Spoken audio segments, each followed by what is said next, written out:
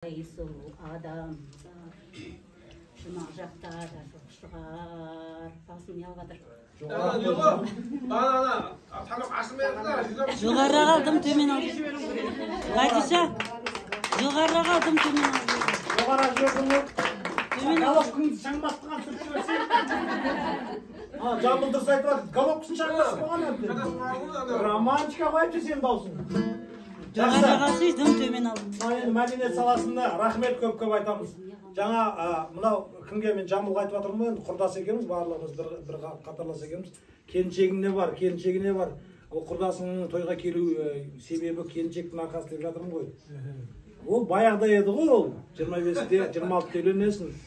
Ақмарал, шай қой деп біресің. 27-ге келгенде ақырын баяулатасың. Ақмарал, шай қой деп. 40-тан асқаннан кейін, Ақмарал, шай қойын ба, шай ішеміз ба дейсің. Өмір келтіреді оған ше. Айтады ғой, ұлы ақын бізде емес, бізден ұлы ақын ағаларымыз айтып кеткен. Әйеліңнен асамын дегенің, абыройыңды шашамын дегенің. Әйеліңді жеңемін дегенің, мезгілсіз өлемін деген екен ғой. Негізі әйелдер аман болсын деп қойып, бір жігіт өстіп келіншегімен ұрсыпты да, торын алып, ауын алып, неге шығып кетті Жамбыл деген жігіт қой енді. Теріске балыққа шыққан ғой енді. Соны баяндап берейін.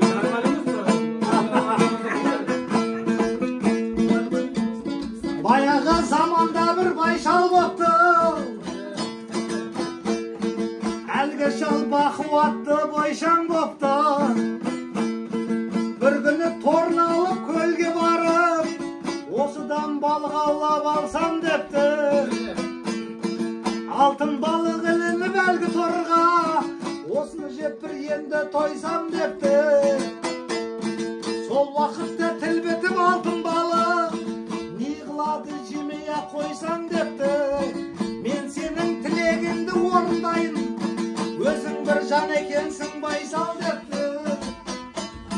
Сол уақытта ойланып әлгі кісі, мен бұған қандай талап қойсам депті. Сөйтті алтын балық қайтты, алтын балық депті.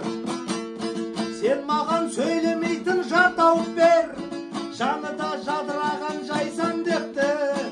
Оны естіп ашуланған әлгі балық, сенің есің дұрыс па айшал депті. Сөйлемейтін қатынды қайдан көрдің, одан да мен әуре қылмай жей сал депті.